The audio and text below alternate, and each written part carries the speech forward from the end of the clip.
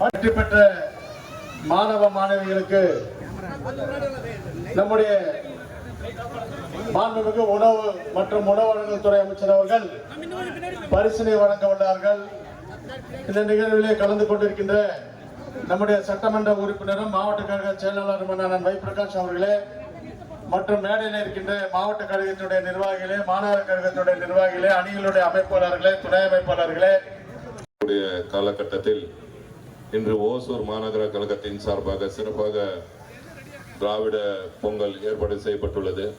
இந்த நிகழ்ச்சியினை சிறப்பாக ஏற்பாடு செய்த மாநகர கழகத்தினுடைய செயலாளர், மாநகர மேயர், முன்னாள் சட்டப்பேரவை உறுப்பினர் எஸ்.ஏ. சத்யா அவர்களை இந்த நிகழ்ச்சியினை தொடங்கி அண்ணன் தளபதி அவருடைய ஆணைக்கிணங்க நமது தமிழகம் முழுவதும் சமத்துவ பொங்கலை கொண்டாட வேண்டும் என்று முதலமைச்சர்கள் நம்மளுக்கு வேண்டுகோள் வைத்தார்கள். அந்த வேண்டுகோளை ஏற்று இன்றைக்கு கிருஷ்ணகிரி மாவட்டத்திலே நமது ஒசூர் மாநகராட்சி கழகத்தின் சார்பாக ஏற்பாடு செய்யப்பட்டிருக்கின்ற சமத்துவ பொங்கல், அதோடு விளையாட்டுப் போட்டியிலே, பல்வேறு விளையாட்டுப் போட்டியிலே வெற்றி பெற்றவர்களுக்கு பரிசு வழங்குகின்ற நிகழ்ச்சி இனிதே நடைபெற்றுக் கொண்டிருக்கிறது. இந்த நிகழ்ச்சிக்கு தலைமை தாங்கி நடத்தி கொண்டிருக்கின்ற நமது மரியாதைக்குரிய மாவட்ட கழகத்தின் செயலாளர், ஒசூர் சட்டப்பேரவை உறுப்பினர், மரியாதைக்குரிய சகோதரர் ஒய் பிரகாஷ் அவர்களே, நிகழ்ச்சியை சிறப்பாக ஏற்பாடு செய்து இந்த மாநகராட்சியிலே விளையாட்டுப் போட்டிகளும் கலை நிகழ்ச்சியும் சமத்துவ பொங்கலையும் ஏற்பாடு செய்து நடத்தி கொண்டிருக்கின்ற ஒசூர் மாநகர கழகத்தின் செயலாளரும், வணக்கத்துக்குரிய ஒசூர் மேயரும், முன்னாள் சட்டமன்ற உறுப்பினருமான அருமை சகோதரர் சத்யா அவர்களே, துணை மேயர், தமிழ்நாட்டு மக்களுக்கு தேர்தல் சமயத்தில் சொன்ன வாக்குறுதி மட்டுமில்லாமல் சொல்லாத வாக்குறுதியும் நிறைவேற்றி ஒரு பிற்கால ஆட்சியை நடத்தி கொண்டிருக்கிறார். அப்படிப்பட்ட முதலமைச்சருக்கு நீங்கள்லாம் 2026 சட்டமன்ற தேர்தலில் நல்ல முறையில் ஆதரவு கொடுத்து ஒசூர் மாநகராட்சிக்கு என்னென்ன தேவையோ அதையெல்லாம் முதலமைச்சர் அவர்கள் செய்திருக்கார். ஒசூருக்கு பன்னாட்டு விமான நிலையம், ஒசூருக்கு மாவட்ட அரசு தலைமை மருத்துவமனை, பேருந்து நிலையம், அதே போன்று பல்வேறு சாக்கடை வசதிகள், புற சாலை வசதிகள், ரிங் ரோடு, புறவழிச்சாலைகள்லாம் ஒசூர் மாநகராட்சிக்கு சிறப்பு சேர்த்திருக்கிறது. அன்று நமது கிருஷ்ணகிரிக்கு வருகை தந்த சமயத்திலே ஒசூர்லேருந்து தலைக்கு செல்கின்ற சாலையிலே அந்த ரயில்வே மேம்பாலம் அமைக்கப்படும் என்றும் முதலமைச்சர் அவர்கள் அறிவித்துட்டு சென்றிருக்கிறார். எனவே நமது 100 கோடி ரூபாயில் அரசு தலைமை மருத்துவமனை அது விரைவில் பயன்பாட்டுக்கு வர இருக்கிறது. பேருந்து நிலையம், வணிக வளாகங்கள், இப்படி நான் சொல்லிக்கொண்டே போகலாம். இன்னைக்கு இந்தியாவினுடைய மான்செஸ்டர் என்று அழைக்கப்படுவது மும்பை, தென்னிந்தியாவின் மான்செஸ்டர் என்று அழைக்கப்படுகிறது கோயம்புத்தூர்.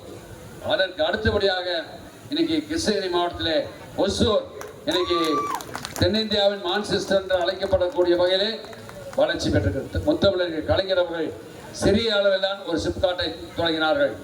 அது நிலை 1, 2, 3, 4, 5 என்று இன்னைக்கு பெரிய அளவிலே தொழில்கள், இன்னைக்கு அமைச்சரவை கூட்டத்திலே தொழிற்சாலைகள் அறிவிப்பு வந்தால் அது கிருஷ்ணகிரி மாவட்டத்திலே அதிகமான தொழிற்சாலைகள் வருகிறது, பல்வேறு ஐடி பார்க். எனவே நிறைய தொழிற்சாலைகள் இங்கே வந்திருக்கிறது, வளர்ந்திருக்கிறது, உயர்ந்திருக்கிறது. படித்த இளைஞர்களுக்கு வேலை வாய்ப்பை தர வேண்டும் என்று, இந்த பகுதி மக்களுக்கே வழங்க வேண்டும் என்று முதலமைச்சர்கள் அந்த தொழில் செய்கின்ற அத்தனை பேரையும் கேட்டு வேண்டுகோள் வைத்திருக்கிறார்கள். அதையும் அவர்கள் ஏற்றுக்கொண்டு செயல்படுத்தியிருக்கிறார்கள். எனவே மாண்புமிகு முதலமைச்சருடைய கருத்தை வலுப்படுத்த வருகின்ற 2026 சட்டமன்ற தேர்தலிலே நீங்கள்லாம் இந்த நாளிலே சூளுரை ஏற்று மாண்புமிகு முதலமைச்சர் அவர்கள் இன்னைக்கு 2 நாளைக்கு முன்னாடி திருவள்ளூர் மாவட்டத்தில் நடைபெற்ற பெண்களை எல்லாம் அழைத்து ஒரு கூட்டத்தை அரசு நிகழ்ச்சியாக நடத்தி ஒரு வேண்டுகோள் வைத்தார். உங்கள் கனவை சொல்லுங்க, உங்களுக்கு என்ன தேவை என்பதை சொல்லுங்க. அதிகாரிகள்லாம் உங்கள் வீட்டை தேடி வர போறாங்க. வீட்டில் என்னென்ன எத்தனை பேர் இருக்கிறீர்கள், என்னென்ன அரசாங்கத்தினுடைய நலத்திட்ட உதவிகள் பெற்றுக்கொண்டு இருக்கிறீர்கள், இன்னும் உங்களுக்கு என்ன தேவை, உங்கள் கனவை சொல்லுங்க.